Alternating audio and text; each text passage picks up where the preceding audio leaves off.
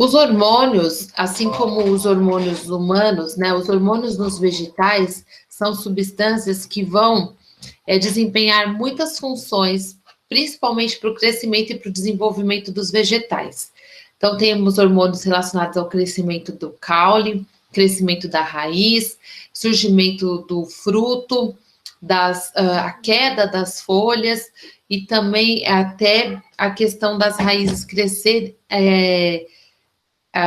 atraídos pela água. Tá? Então, a gente vai ver esses fito-hormônios, que são exatamente essas substâncias que vão participar de diversos mecanismos metabólicos dos vegetais. O primeiro hormônio que a gente fala, que é o grupo das auxinas. As auxinas, elas vêm do grego aumentar, crescer. Então, é um dos grupos de hormônios mais estudados para o reino vegetal, mas a gente pode encontrar em fungos, em algas e bactérias também esse tipo de hormônio. Um dos hormônios das auxinas mais conhecidas é o ácido indolilacético, que a gente chama de AIA. O AIA, ele está relacionado ao crescimento, ao alongamento celular dos vegetais, tanto no caule quanto nas raízes.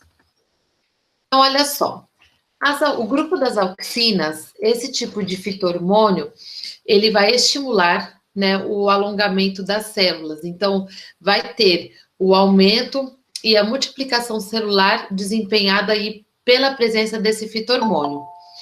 Vai ter a produção desse hormônio, principalmente no lugar onde onde tem a responsabilidade de crescimento do vegetal, que é exatamente nos meristemas apicais, nos meristemas laterais e nas raízes, porque o vegetal ele cresce para cima, para baixo e nas suas laterais. Então, ele vai ser estimulado de acordo com a concentração da auxina. Então, dependendo da concentração dela, ele pode provocar o crescimento do caule, ou pode provocar o crescimento da raiz, ou então das laterais. E esse hormônio, ele é estimulado pela presença da luz. Então, a gente fala que ele é um hormônio fotossensível. Então, as auxinas, ela vai ser estimulada pela presença da luz. E então, a gente vai ter, assim, onde tem a luz, esse hormônio ele vai ser inibido. E aí, o crescimento vai ser do outro lado. É por isso que, geralmente, um vegetal, ele vai ter o seu crescimento voltado para a luz, mas não significa que ele está voltado para a luz, significa que ele é fotossensível e ele é inibido, então ele cresce do outro lado. A gente pode entender melhor quando a gente observa as imagens aí mais para frente. Então, olha só, baixa concentração desse hormônio da auxina estimula a raiz, mas não o caule a desenvolver. O caule, ele cresce quando tem uma alta concentração de auxina. Então, o vegetal cresce para cima e não para baixo. Então, a raiz, ela vai ter, quando a gente tem uma baixa concentração de auxina, as gemas laterais, uma média concentração e o caule com uma alta concentração, que é igual ao gráfico que está aí na página 614. Então, a gente vai entender esses estímulos relacionados ao tropismo, que é exatamente o crescimento vegetal, que é orientado por estímulos. Então, quando a gente vê um girassol, que ele sempre se volta para a luz, isso tem um porquê. Esse daí a gente chama de fototropismo. E, em contrapartida, na raiz, a gente tem os movimentos conhecidos como geotropismo, que é o crescimento aí a favor do centro da terra, né, no solo. Então, olha só, o fototropismo. A gente sabe que a auxina, como ela é um hormônio de crescimento, ela é fotossensível e ela é inibida quando tem uma grande exposição de luz. Então, o caule, ele tem um fototropismo positivo na presença de luz e a raiz um fototropismo negativo. Então, a maior concentração de auxina estimula o crescimento do caule e inibe a distensão celular na raiz. Então, a gente tem o crescimento do caule aqui em direção à luz, fototropismo positivo, e na raiz o fototropismo negativo. Olha só, Se não tivesse, né, esse hormônio, ficaria tudo retinho assim. Mas na presença de luz, a gente vai ter aí, ó, maior concentração de auxina, estimula a distensão celular. E, contrapartida, diminui, inibe a distensão celular das raízes. Já o geotropismo, que é o outro movimento, o outro tropismo, ele é o crescimento orientado pela força da gravidade. Então, olha só, a raiz ela cresce em direção do centro da Terra, é o geotropismo positivo. E o caule cresce em direção oposta, é o geotropismo negativo. Então, eu pensei que alguém tinha entrado. Aqui é a mesma coisa. Fototropismo positivo para o caule, negativo para a raiz. Geotropismo é ao contrário, positivo para a raiz e negativo para o caule, porque cresce contra, né, a gravidade. Então, é o geotropismo negativo. Ele só inverte. É a inversão do fototropismo, o geotropismo. Tem também um outro movimento que a gente chama de hidrotropismo, que é o movimento e o crescimento vegetal, né, principalmente orientado que acontece nas raízes, que vai ser um movimento onde tem água. Então, ele vai ter um crescimento da raiz para facilitar a absorção de água pelos pelos absorventes na raiz dos vegetais. Então, as raízes crescem por hidrotropismo, em busca de água. Todos esses movimentos ainda também são orientados pelas auxinas, que é exatamente o hormônio do crescimento. Então, olha o geotropismo negativo aqui, né? A gente tem aqui, ó, o geotropismo positivo, a raiz em direção ao solo, e aqui o caule, o geotropismo negativo. Então, a gente tem sempre essa situação. Olha só, como se eu deixar um vaso deitadinho, ainda assim o caule vegetal vai se ajustar para ficar ereto aqui. E a raiz não, a raiz ela vai ter o crescimento aí em direção à força da gravidade, que é para o centro da Terra. É muito interessante isso. Outra ação desse hormônio das auxinas é na questão do crescimento dos meristemas, né? Do ápice do caule, a gente tem a produção desse hormônio. Então, a gente tem o crescimento do caule longitudinalmente para que a gente tenha aí a ação desse hormônio fazendo com que tenha esse fototropismo positivo e o alongamento celular. Quando a gente poda a planta e elimina essa gema apical, aí agora as gemas laterais vão começar a desenvolver. Isso os paisagistas, né, quem trabalha com podas de árvore entende bem. Se eu não quero que essa árvore cresça muito em altura, somente desenvolva as gemas laterais, eu corto o ápice para que agora esses hormônios eles vão agir no desenvolvimento das gemas laterais, ou seja, nos caules, nas ramificações do caule desse vegetal.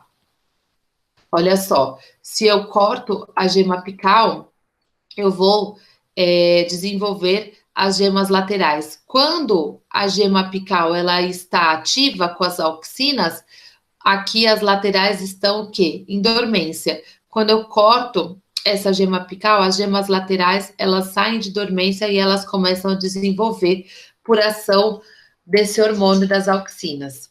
As auxinas também estimulam a transformação do ovário da flor em fruto, quando tem a polinização, a fecundação e a formação da semente, e a semente fica dentro do fruto das angiospermas.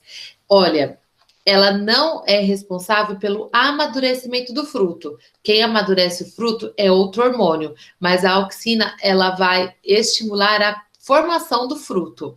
Aí, depois que o fruto formado, outro hormônio que vai agir nessa condição aí, do amadurecimento do hormônio, do fruto é outro hormônio.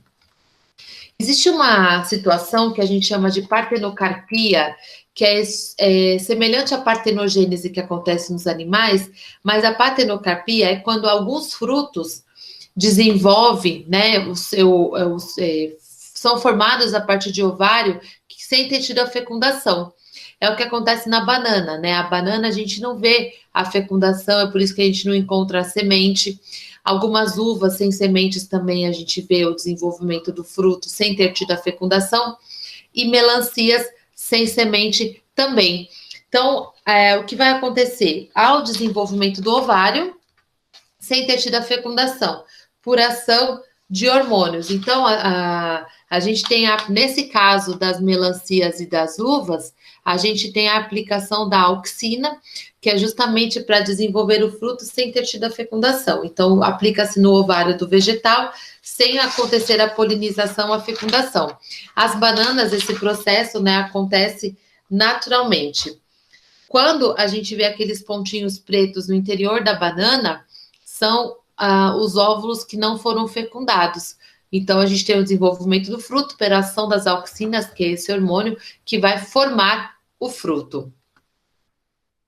O etileno, ele é um hormônio gasoso produzido por muitas plantas, principalmente as plantas que são frutíferas, né, as angiospermas. Ele vai atuar em baixa concentração e ele regula vários processos fisiológicos no desenvolvimento vegetal, e uma das suas funções mais conhecidas é exatamente o quê? Amadurecer o fruto. Então, o etileno, ele é um gás bem usado aí para o amadurecimento dos frutos, para que a gente tenha esse fruto pronto mais rapidamente, mais docinho mais rapidamente.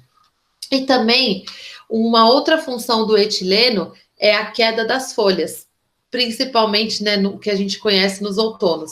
O que ele faz? Ele faz com que o peso da folha fique maior e ela caia, né, justamente para que o vegetal ele possa depois desenvolver novas folhas. Então, ele faz exatamente esse processo de queda das folhas, deixando a folha um pouco mais pesada, e aí ela se desprende do caule.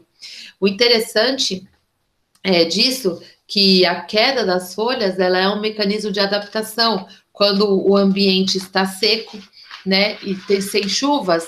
Então, cai as folhas para o vegetal transpirar menos, promovido então pelo hormônio produzido pelas plantas, que é o etileno.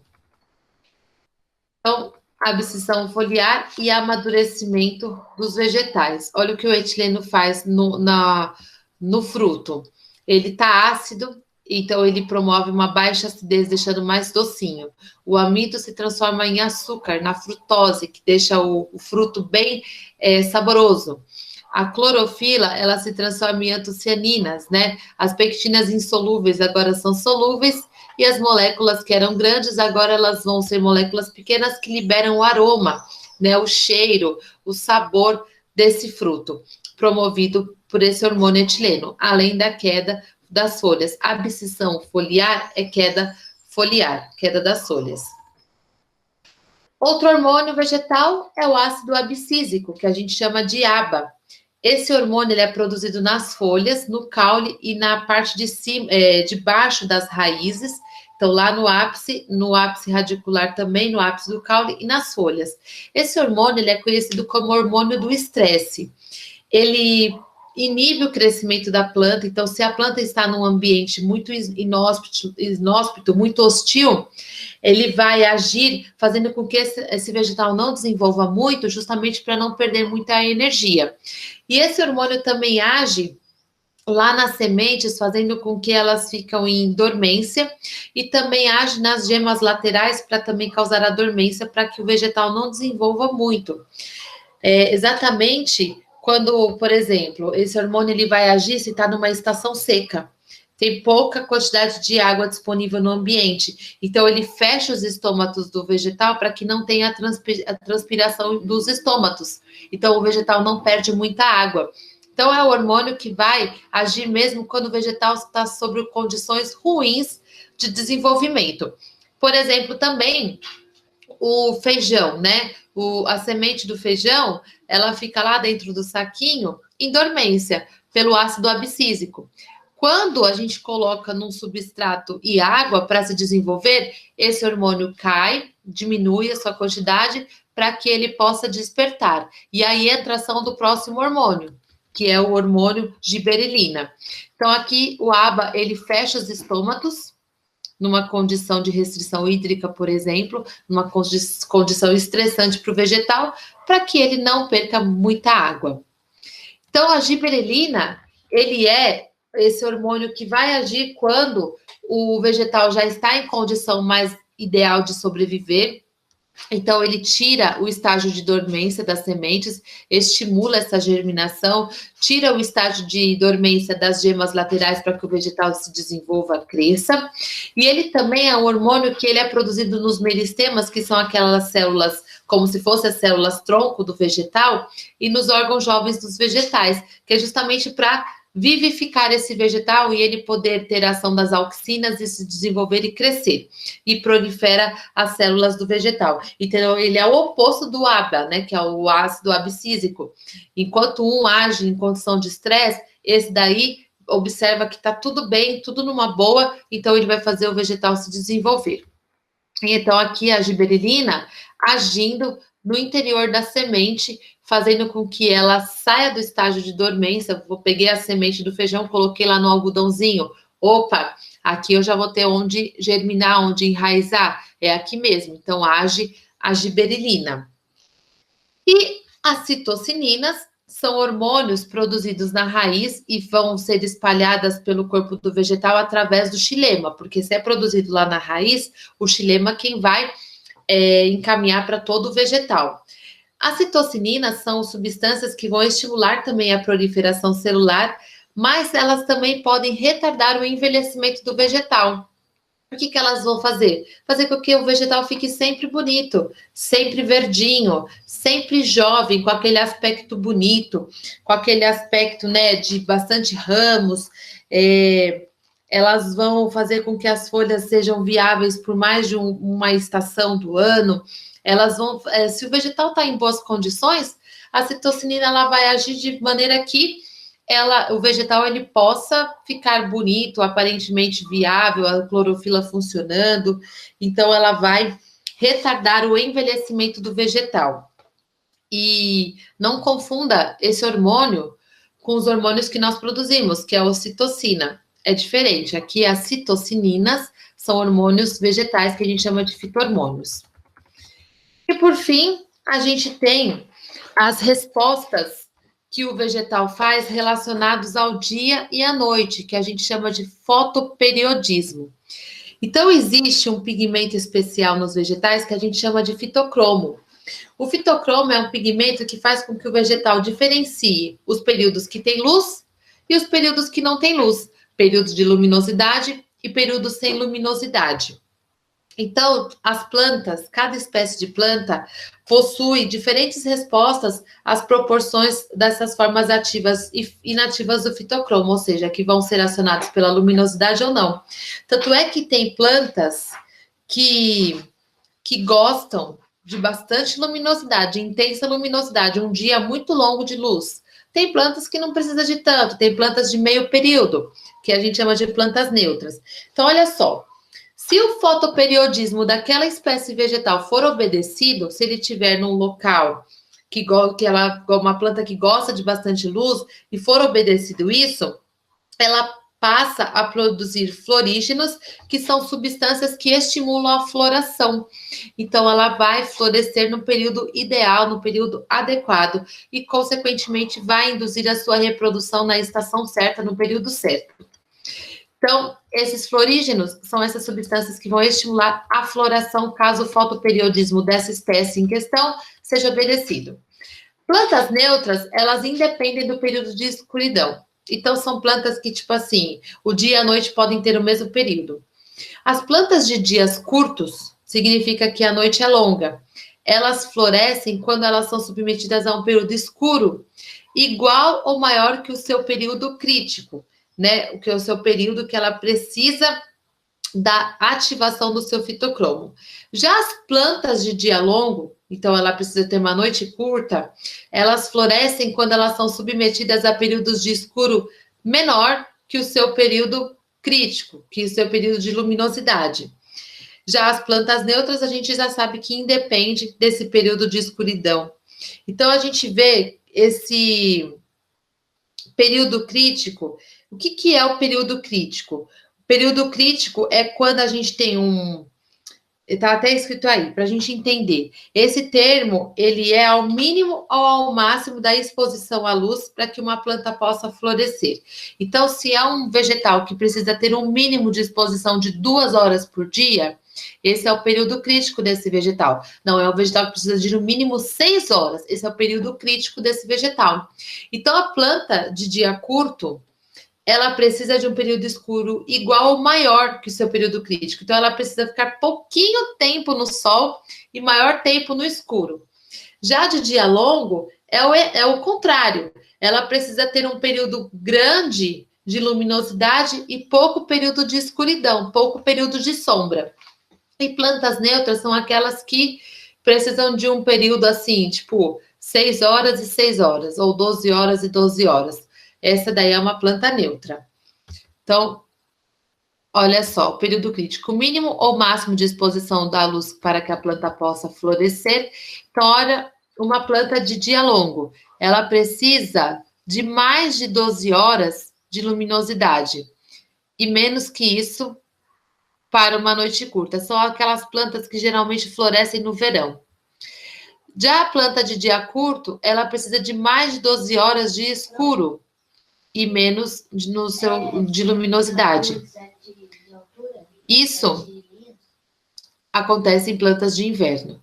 Plantas neutras, ela tem a mesma quantidade aí de dia longo e dia curto, então ela vai florescer em certas estações do ano, geralmente outono e primavera.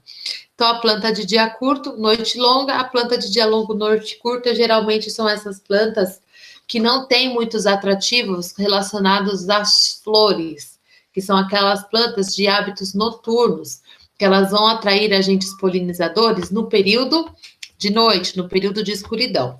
Quem gosta, né, de flores, quem entende mais um pouquinho disso e sabe, geralmente pesquisa. Hoje em dia a gente tem muitas informações na internet, mas antigamente a gente ia atrás das enciclopédias de botânica para saber, né? A gente ganhava uma flor, a gente não sabia qual que era, se a gente colocava na sombra, se precisava colocar no lugar onde pega sol. Então a gente precisava estudar. Agora a gente consegue encontrar esses detalhes, né, muito facilmente na internet, porque hoje em dia a internet ajuda bastante. Certo, pessoal?